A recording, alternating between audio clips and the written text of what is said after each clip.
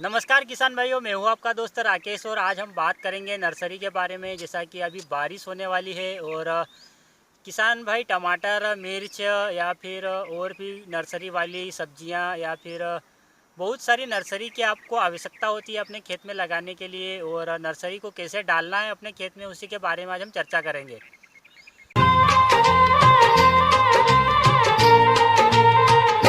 किसान भाइयों, जब हम मिर्च, टमाटर या फिर किसी अन्य फसल की नर्सरी को पौधे के अनुसार ख़रीदते हैं तो हमें ₹1.5 से ₹2 के लगभग पौधा मिलता है और काफ़ी महंगा पौधा हमें पड़ता है। और जिस हिसाब से अगर हम घर पर बीज डालेंगे तो काफ़ी सस्ते में हमारा काम हो जाएगा। तो किसान भाइयों, अगर आप नर्सरी घर पर लगाना चाहते हैं तो सबसे पहले तो अपने जो खेत है उसको अच्छे से आपको भिगाना पड़ेगा। और गर्मी के दिनों में हम अगर नर्सरी लगा रहे हैं तो अच्छा ठंडा करना पड़ेगा।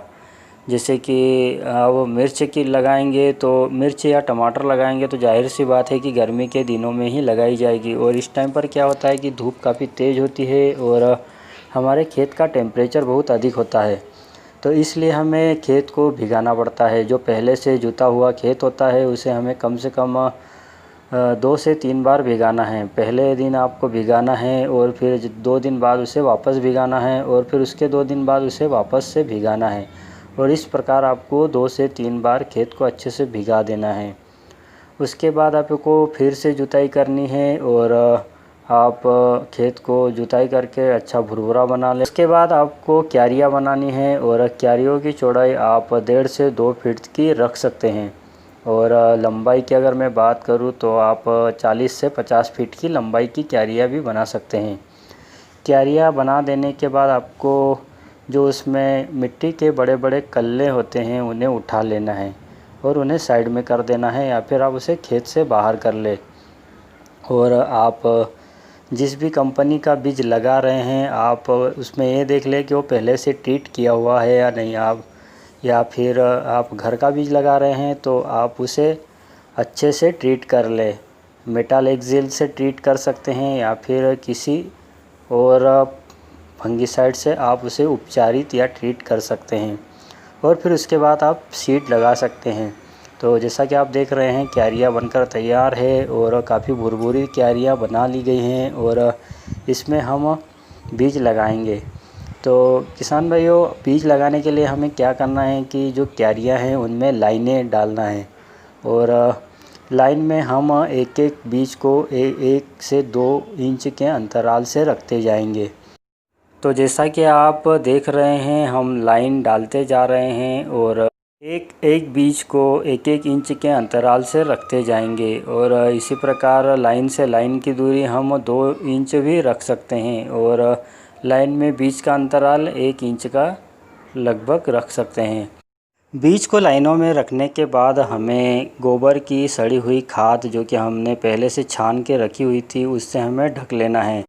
मिट्टी की सहायता से हमें नहीं ढकना है, सिर्फ़ और सिर्फ गोबर की खाद से ही इसे ढकते हुए जाना है। और इस प्रकार से हम पूरी क्यारियों में बीज लगा देंगे। बीज पूरे लग जाने के बाद हमें कुछ पुराने कपड़ों की सहायता से या फिर जूट के जो पोते होते हैं, बोरे होते हैं, उनकी सहायता से या फिर हरी नेट होती है उसकी सहायता से भी आप इसको ढक सकते हैं। और ढकने के बाद हमें बहुत ही कम मात्रा में इन्हें पानी छोड़ना चाहिए।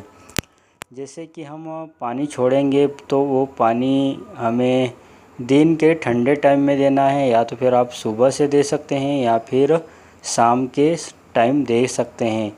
और धूप जब अच्छी तेज़ हो उस टाइम पर हमें पानी नहीं देना है, इस बात का आप अच्छी तरीके से ध्यान रखें। और इस प्रकार से कुछ दिनों के बाद हमारे जो मिर्च के बीज हैं वो अंकुरित हो जाएंगे और बाहर निकलने लगेंगे। जैसे ही बीज आपको अंकुरित दिखाई दे, थोड़े बाहर निकलने लगे मिट्टी से, तब हमें इन कपड़ों को या फिर नेट को हटा देना है और इसी प्रकार पानी देते रहना है।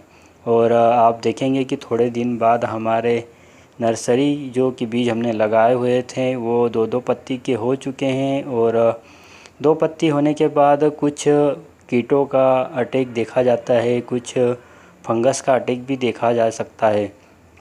तो उसके लिए हमें रीडोमिल का उपयोग करना है। रीडोमिल के साथ आप क्यूराक्रान का स्प्रे इस पर कर सकते हैं। और अगर आपको ऐसा लग रहा है कि नर्सरी की जड़ में सड़न लग रही है या फिर कुछ कमज़ोरी है, तो आप रिडोमिल गोल्ड को अच्छी तरह से पानी में घोल लें, करीब करीब 10 ग्राम, और उसी के साथ NPK 19-19 भी मिला ले और अच्छी तरीके से ड्रिंचिंग कर दे। तो इस प्रकार से हमारी नर्सरी स्वस्थ हो जाएगी और काफ़ी अच्छी हरी भरी रहेगी। और आपको कीटों का और रोगों का थोड़ा ध्यान रखना है और 10 से 12 दिन में इस पे स्प्रे करते रहना है। तो इस प्रकार से हम घर पर बहुत ही सस्ते और अच्छे तरीके से नर्सरी तैयार कर सकते हैं। और उम्मीद करता हूँ कि यह जानकारी आपको अच्छी लगी होगी। मिलते हैं अगले वीडियो में। चैनल को सब्सक्राइब कीजिएगा, वीडियो को लाइक कीजिएगा। तब तक के लिए अलविदा। जय जवान जय किसान। धन्यवाद।